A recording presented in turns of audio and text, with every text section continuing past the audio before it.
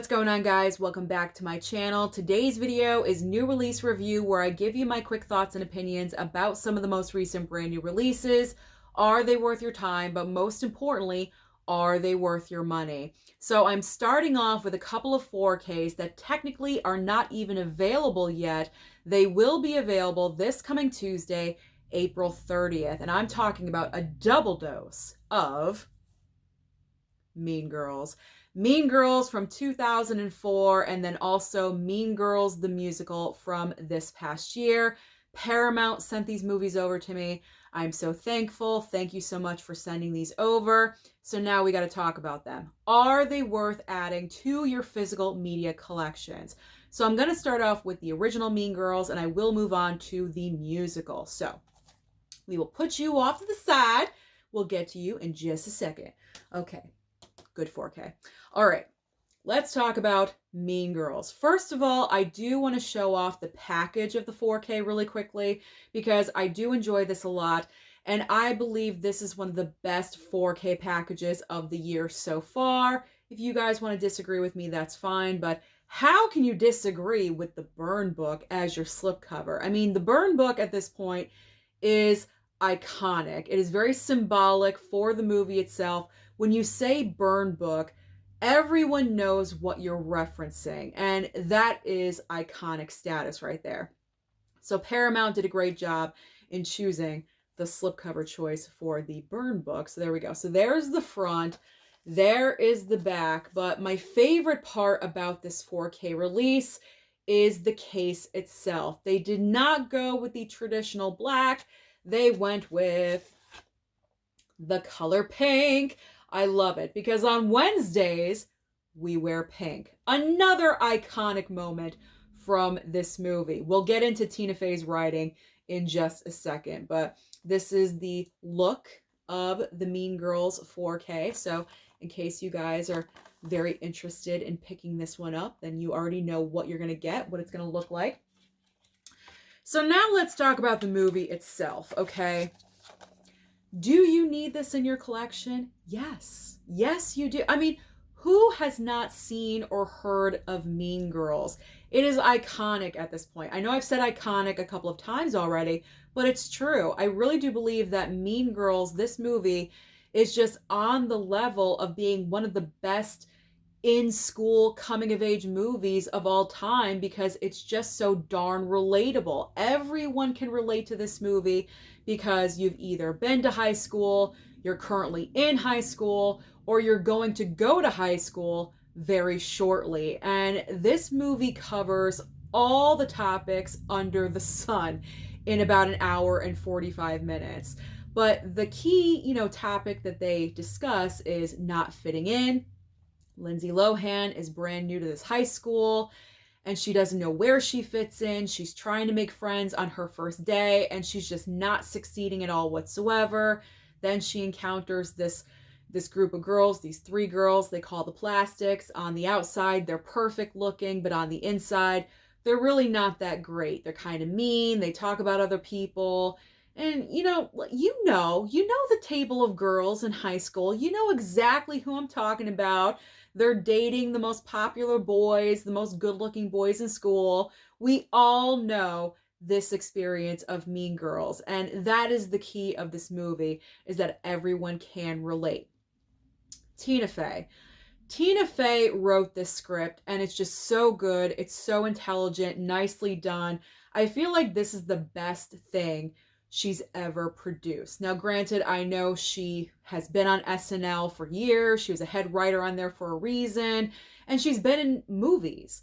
But this is just, people are going to remember her for writing this movie because I feel like it'll say Tina Fey, writer of Mean Girls, passed away on this day. Not to, get morbid or anything, but you know what I'm saying? Anytime an actor or a famous person passes away, they always say what they're known for, and I feel like Tina Fey will always be known and associated with Mean Girls because she wrote an awesome script, because it affected pop culture.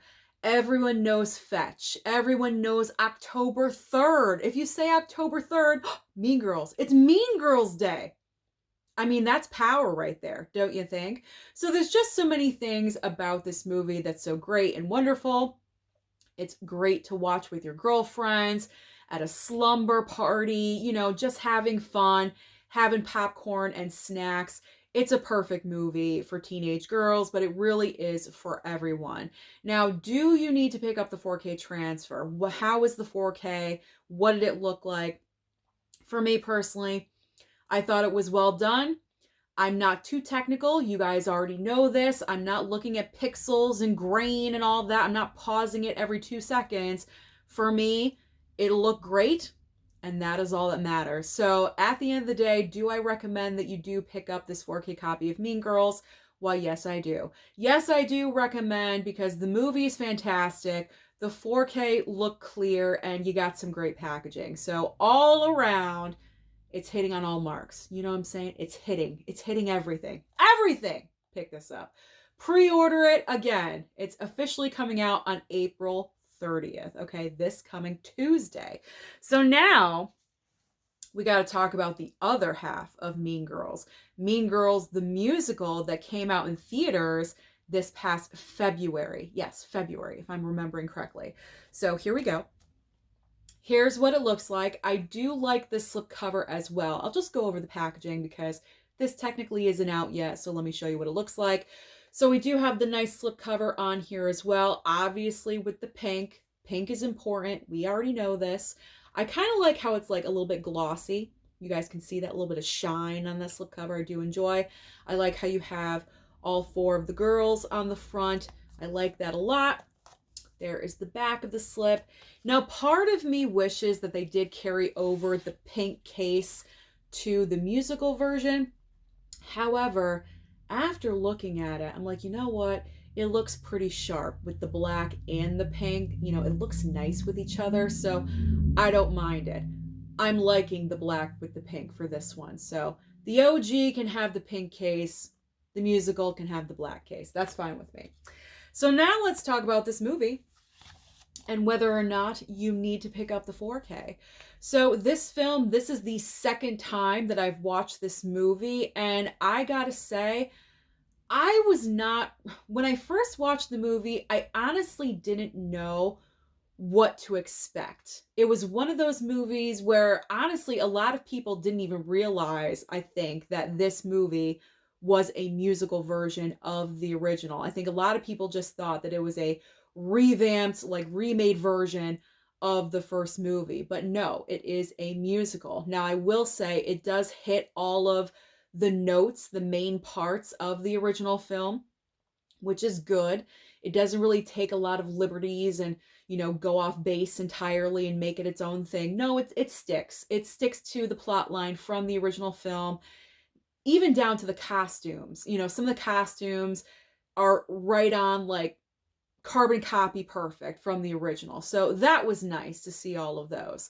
So as I said, second time watching this movie. The first time I was kind of, I'm just being honest. I wasn't like the most happy with it because I streamed it on Paramount Plus. And I said to myself, I don't know how to feel about this movie. When it was done, I was kind of conflicted with my response to it. But hold on. This is why I always recommend watching something a second time. Because if you feel a certain way about a movie, you didn't really care for it, or it wasn't what you expected, or whatever the reason was, maybe you weren't feeling good that day, maybe you had a headache, who knows? Give a movie a second chance. And I'm so happy that I gave Mean Girls the musical a second chance, and I didn't just write it off and said, no way, I'm not watching it ever again. Because I enjoyed this movie a whole heck of a lot better the second time around. I'm not really sure what it was. Maybe I was feeling off that day that I streamed it, or maybe I was just prepared for what I was going to see because I already saw it one time. So it wasn't like, what am I watching the second time around, if you know what I'm saying? But at the end of the day, I enjoyed it. I did. I surprised myself because I wasn't sure how I was going to react the second time around, but I am happy that I did enjoy it. And what I really enjoyed, like side note, is that The performances given by these girls, they had a major obstacle, because it could have been very easy for all of them to just give carbon copy performances of the original actresses from the 2004 movie, but that's not what they did. They really took these characters and twisted them, just enough, and made them their own versions of these characters, because it's very difficult to kind of separate what you have known for so long, and then try to make it your own thing, your own character. I feel like this actress right here, who played Karen, the stupid one in the movie, she had the hardest job. And I think she pulled it off. Now, granted, she had some moments where I was like, what is she doing? But I mean, other than that, she was great, because first of all, Amanda Seyfried in the original is just so hilarious as being Karen, because she's just so dumb and so stupid. So to play that character in the musical version and trying a different way, that's difficult. That really is difficult, but I feel like she did it. She succeeded. She made it her own. And also, oh, what's her name? What's her name? I think Renee Rapp, is that her name, that plays the musical version of Regina? Again, very difficult, because she could just go on to play Rachel McAdams part 2, but she did not do that at all whatsoever. She made it her own character. They really all did. So that's another point that I really noticed more upon the second watch of this movie. So this was great. I really do feel like you should pick up both of these as a combo pack. If you plan on having, I mentioned a sleepover before, this would be a great like double watch for an all-girls sleepover. You have obviously the songs in this one. They're very catchy. I like them. I've had I Am Regina George in my head for like 3 days now. It's catchy, okay? I will say that. So, yes, overall, I recommend both of these to you to pick up, because one is a classic and one is, I don't know if it's ever going to be a classic like the original, but it definitely stands on its own. I will say that. And Tina Fey's back. She wrote again for the musical, so you can't really go wrong. You can't. So, at the end of the day, add both. Add both the musical and the original to your 4K pickup list, because they are Movies and Sue approved. And that's all you need, right? That's all you need. Just my approval. And that's it. Okay, so we're done talking about Mean Girls. Let's move on to the rest of what I've been watching for brand new releases. And this next movie I watched late last night. Whoa! What happened in this movie? When Evil Lurks. Holy crap. I'm still thinking about it. I'm still thinking about this movie. So I picked up this horror film because I heard other people talking about this movie and really just, saying it was a different kind of possession film, because possession movies, let's be honest, I haven't seen a whole bunch in my life, but they're kind of repetitive. They follow like the same storyline. It's always in a church and religion, like The Exorcist and things like that. And, there's priests involved and nuns and all that. And you kind of want something different. Well, this movie brings it, okay? This movie brings something different. So When Evil Lurks, I don't want to give too much away. So I'm going to try to be as non-descriptive, if that makes sense, as I can. So When Evil Lurks, you have these two brothers, and they call it, what do they call it? The Rotten. The possessed person is called a rotten person. So these two brothers encounter a rotten person, and they make the mistake of trying to move the rotten person off of this other gentleman's piece of land. So the three of them are removing the rotten from the land. And there's like rules involved. There's 7 rules that you have to pay attention to when you're dealing with a rotten possessed person, and they're not doing that. Chaos ensues. There's killer kids in this. Like, they go somewhere with kids that's kind of refreshing, because it feels like in horror films, kids are always off limits. Like you can never do anything horrible to kids, but that's not realistic, because sadly, horrific things happen to children every single day. Let's be honest. We all watch the news. We see it on the news. So let's not go there. Okay. Like, let's get realistic. They're real in this movie. Kids are being utilized. They're victims. They're also a part of the action in this movie. Like, it's crazy.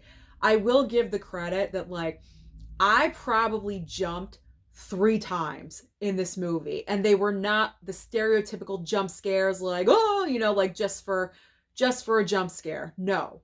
These were frightening moments I was not expecting. The kills are gory, like everything you want in a horror film.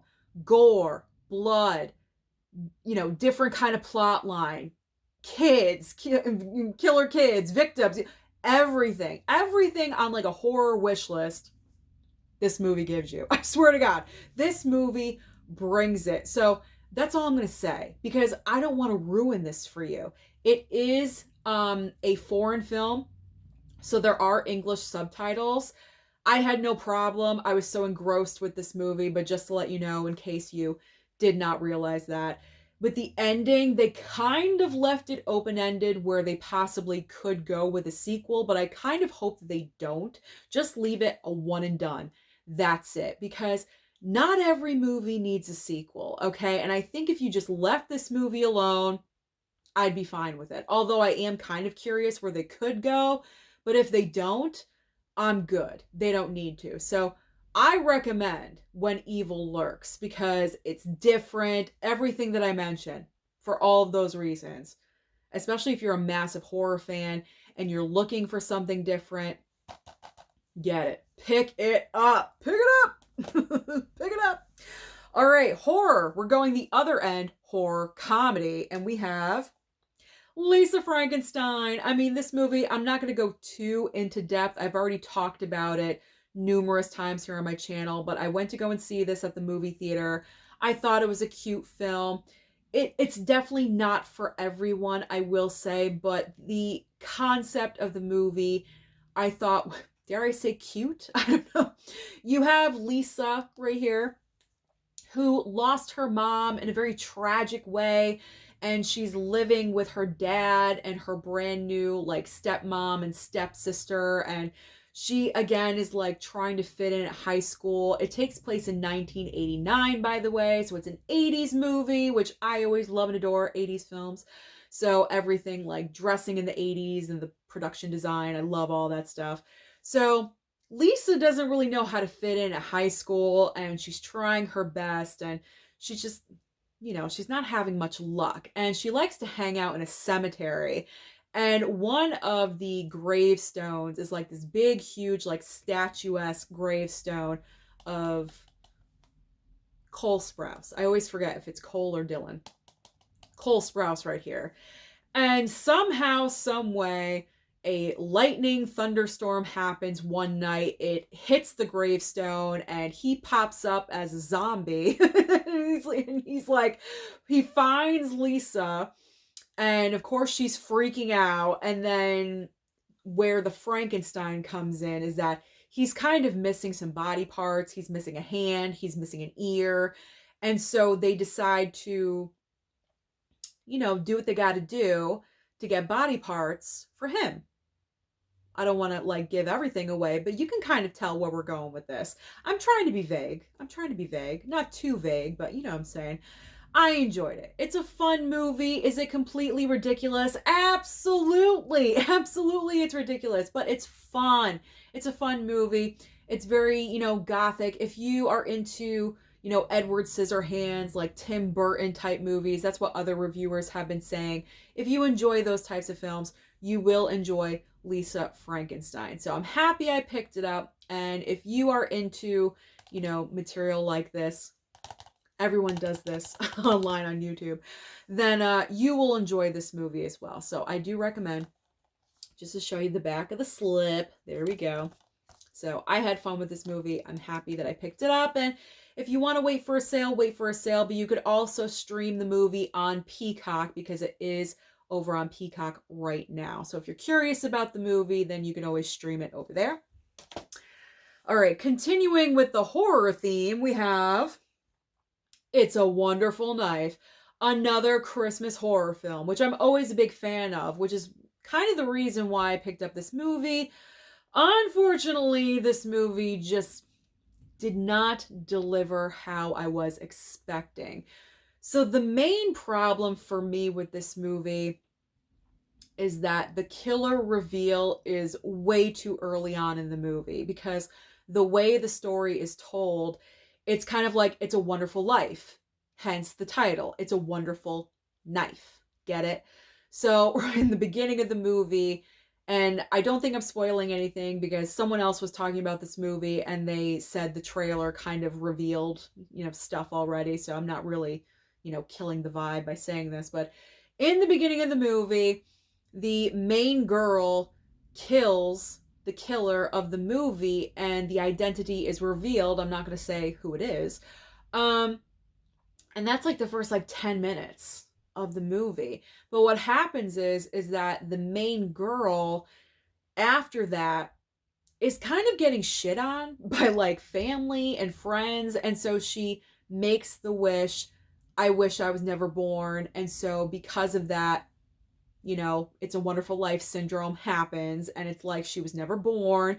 So she comes back and they don't know who she is, and the killer is alive again. And so now she has to kill him again. So it's one of those, but it just didn't work for me because, like I said, the killer reveal was the first 10 minutes of the movie. So the rest of the time I'm like, yeah, she's fighting him again. Yep. It wasn't that the excitement was gone. The excitement was gone. There was nothing to really be too excited over. And they tried to do a switch in the movie to probably just make you not feel that way, but it didn't really work for me. So this movie was just okay. It was just okay. I'd probably give it a 2 out of 5 star, to be honest. It wasn't even average. It didn't even make average. It was below average with a 2-star rating. So if you do want to pick up that movie, I would definitely wait for a future sale. There really is no reason to pick that up at full price. All right, now let's move on to The Beekeeper. My man, Jason Statham. You know that I love the Statham through and through. Warner Brothers was so generous to send me over this 4K copy, and I'm just so happy. Why do people do that? Side note, on the reels, on reels on Instagram, when we're doing makeup and stuff, why do people do this? I guess I kind of get it, but it's kind of annoying at the same time. But anyway, let's go back to the topic at hand, The Beekeeper. So this one was fun. I saw this movie at the theater. Of course, I have to support Jason Statham. I went and I saw Expendables 4, so of course I'm going to go and see The Beekeeper. This movie was a great, mindless, fun, entertainment, popcorn flick. Jason Statham getting revenge for the loss of someone that he knew. A scammer took all of her money away. And so he's out.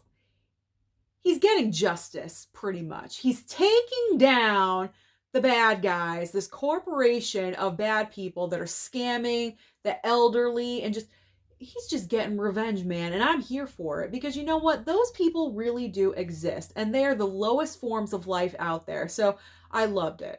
I loved it, absolutely. I think I said in previous videos that this movie is constant action. It's not constant. I think when I watched in the theater, I thought it was constant action because I'm yeah, I'm into this, it's really good. But after watching it a second time at home, it's not constant action. You do have those lulls in between, I will admit. Is the script good? Not really. It's not the best script. I will say that. It's not the best script, but the action makes up for the lack of the good script situation, if you know what I'm saying. So if you're a massive Jason Statham fan like I am, revenge movies are your thing, you definitely want to pick this one up. I believe this is streaming on MGM Plus. If you guys are interested in streaming it, if you have MGM Plus, I don't. That's like the one streaming service I do not have, but that's okay because I got my physical copy right here. So if you want to wait for a sale, wait for a sale, but I do recommend you see this one. Pick it up, pick it up, pick it up. And the 4K look nice as well. All right. Okay. All right. There's always one in the bunch. Okay.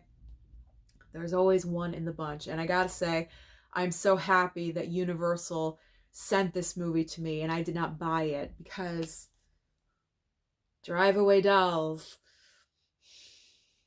What was happening in this movie? What? Okay.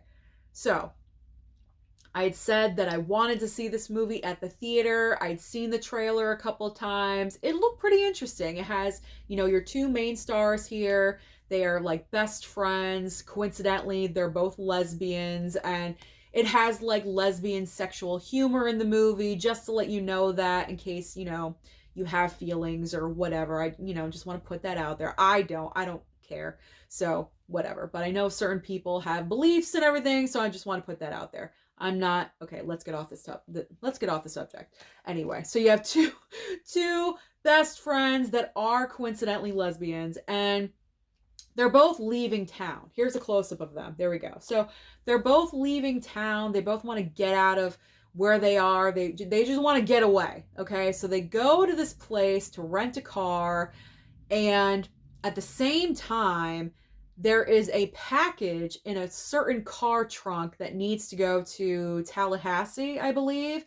And just by pure coincidence, these two girls right here are going to Tallahassee. So the guy at the rent-a-car place assumes they are delivering the package, so he gives them said car. Well, it turns out that in the trunk of said car, there is this suitcase. Should I even say? I don't think I should say. Because this shot right here is when they open the trunk, and from the trailer, you would assume it's money. I assumed it was money. It's not. It's like, I don't even want to say it. It's kind of embarrassing. It's dildos. It's like 6 dildos in a suitcase. Who decided to make it dildos? I mean, really, like, I thought it was money. Anyone would think that in this suitcase was a bunch of money. No, I never ever expected it to be dildo. Don't ask questions, okay? I am not making this up at all whatsoever. So I can definitely see why, because I was questioning why a lot of people were giving this movie such bad reviews. I'm like, why are they talking about this film like it's really, really bad? I was not understanding. Then I watched the movie, and then I understood those reviews, because if you are offended by any of this, this movie is not for you at all whatsoever. If you're like, repressed sexually or whatever it is, you are not the number one target audience for this film, if you get what I'm saying. Like, I'm very open-minded. I try not to judge anyone at all, so I was like, wow, okay, I'm surprised by this, but I'm not like completely hating on it, but at the same time, I'm wondering, why dildos? Why? Why couldn't it just be money? So the story goes from there, and Matt Damon is involved in a major way in this plot line, and that's all I'm going to say. That's all I'm going to say. I can't necessarily recommend this to you. I really cannot. So for that reason, I'm happy it got sent over by Universal. I did not have to pick this up. You could stream it if you want. It is streaming on Peacock currently. So if you are at all curious at all by my half-assed review of this movie talking about dildos, then go ahead and stream it on Peacock. But I cannot recommend you pick this up. I absolutely cannot. No. So we'll put Drive Away Dolls to bed. And that's it. That's it. That's all we're going to talk about with that one. Okay. So now I have 4 steelbooks I'm going to talk about, and then I will be finished. So I started watching the Lionsgate steelbooks, those 4 steelbooks that were sent over to me the beginning of the month. I talked about 2 of them. So now I have the other 2 to discuss. So we have Rambo Last Blood with my man Sly. You know I love him. Him, Statham, Cage, Rockwell. These are my men. Okay, I love them all. I love them to pieces. Doesn't matter what they're in. It really doesn't. I still will support them. Now, Rambo Last Blood, it's not the best. Absolutely, it's not the best. But I feel like a lot of people were way too harsh with this movie. Again, it's another revenge movie. I mean, Sly is not going to be at the absolute top of his game because he's getting older, man. It's just a fact of life, and we do have to accept it, even though I don't know when this movie came out. I can't see the date on here, but I mean, it's been a while since this, and he's already older in this movie. So, I mean, I enjoy it. I enjoy it. It's like, the category of guilty pleasure, revenge flick. Absolutely ridiculous, but it was a lot of fun. The 4K transfer looked nice. So if you're a fan of Sly, if you're a fan of the Rambo franchise, then I do recommend that you do pick this up. There we go. Because, I mean, the Steelbook is looking awesome. Look at that. Look at this. Look at that. It's great. It's great looking. There we go. Okay, and the other Steelbook is the red double pack. Red 1 and 2. There we go. This was my favorite Steelbook because it has Bruce. Look at Bruce Willis. Oh, he looks so good. And the back is like everyone else in the cast, like in the shadows, because Bruce is the star. There we go. Bruce is the star. All right, so Red 1 and 2.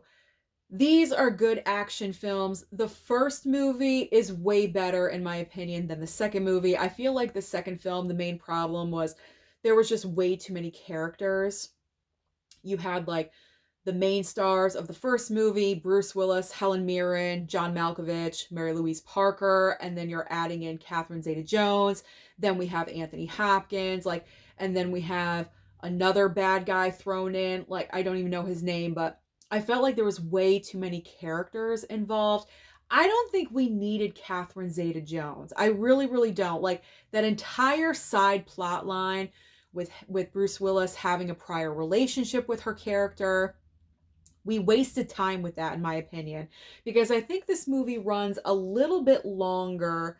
Yeah, just a little bit longer than the first movie, and they could have cut out a lot of stuff. I feel like the script for the second film was not as tight, if that makes sense, as the first movie. The first movie I thought was great, very well done. It hit all the points that it needed to. A, B, C were good. Whereas Red 2 is all over the place. It was all over the map with all these characters, and it was just a little bit too long. But both movies look great. So if you're a fan of action movies, of Bruce Willis, or of Lionsgate Steelbooks, then I recommend this one to you as well. But Red is better than the sequel, in my opinion. But that's just my opinion. Who am I? Who am I? We're all different.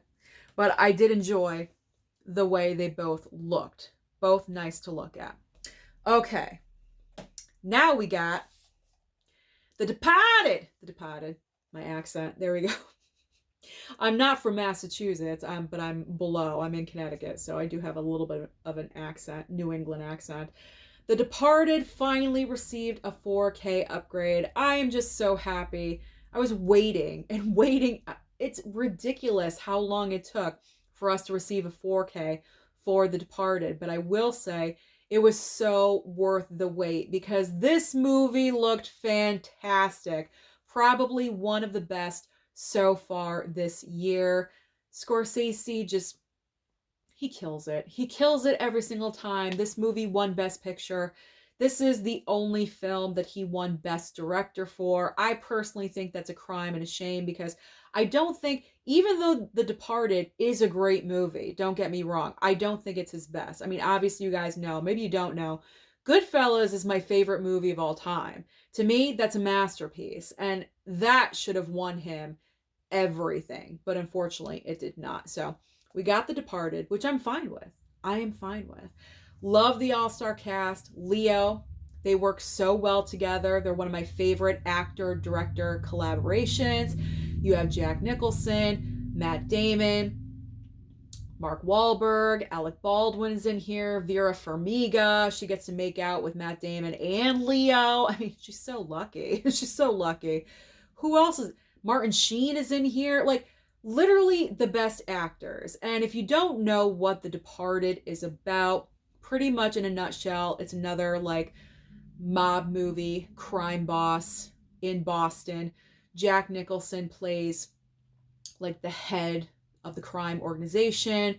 It's kind of loosely based on Whitey Bulger, who was a major crime figure in Boston, I believe in the 80s. And what's great, and they never actually say his character is based on Whitey Bulger, but it's very much implied that that character is representing that real life person. But what's really awesome about this is that they have a lot of special features with this. They have a behind the scenes of the making of this movie, but also a complete, like kind of like documentary about Whitey Bulger himself, which is really awesome. So if you do want to know about the actual crime boss, you can watch that documentary, or you can watch Black Mass, because Black Mass with Johnny Depp, he's playing Whitey Bulger in that movie. So I recommend, that's a great double feature. The Departed and then watching Black Mass. There you go. Because you have a character, you know, overlapping in both movies. So, or I should say a, you know, real life person. So that's a fantastic double feature.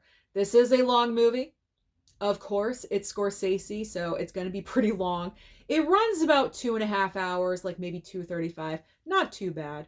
It's not Killers of the Flower Moon, where you have to like invest 4 hours of your time. But I really enjoyed watching this one again. I hadn't seen it in a while. It's one of my Scorsese favorites. I would put it in the top 5 for my Scorsese favorites, definitely. So I am happy with this 4K. Like I said, the transfer looks great. It does also have a 4K slipcover, so if you're not a steelbook collector, you do have that other option as well. And I highly recommend that you pick this one up because it is a great movie. Okay, now let's get to let's wrap it up. The final movie to talk about is King Kong. King Kong, baby. All right, first of all, I have to show you the steelbook because I gotta say, so far this year, this is my steelbook of the year, okay? Because look how awesome the steelbook is. I never showed you the ins and outs of the steelbook, so now I'm doing that. So we got the slip. There's a slip on here. So there's the front with the slip.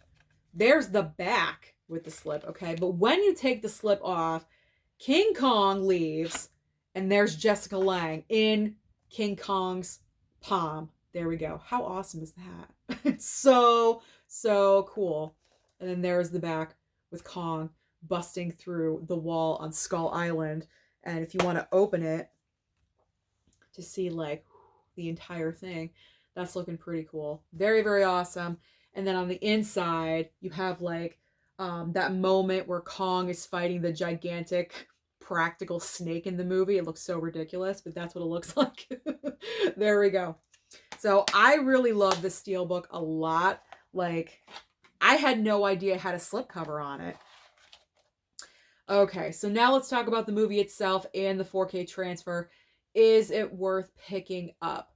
I would say not for everyone, because the 4K transfer for this movie, I gotta be honest, when this looks the best, it looks fantastic. There's some points when they're on the island, when they first get there and they're walking around and the waterfalls in the background, it looks gorgeous. It looks absolutely amazing.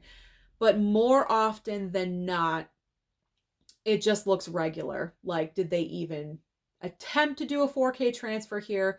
It doesn't look the best. So pretty much if you're going for this, you're going for the steelbook because you're a collector, or maybe because you have nostalgia for this movie like I do, or maybe because you don't own the movie at all on physical media. You don't own the Blu-ray. But if you already do own the Blu-ray and you are a nostalgic fan, you don't need to have this. I would say pick this one up if you're a major steelbook collector, because this steelbook is looking amazing. But I would not pick it up with the intention for an amazing 4K transfer, because it's not amazing. It's not knock your socks off. It's not like, wow, oh my, it's not that. Some parts, it is.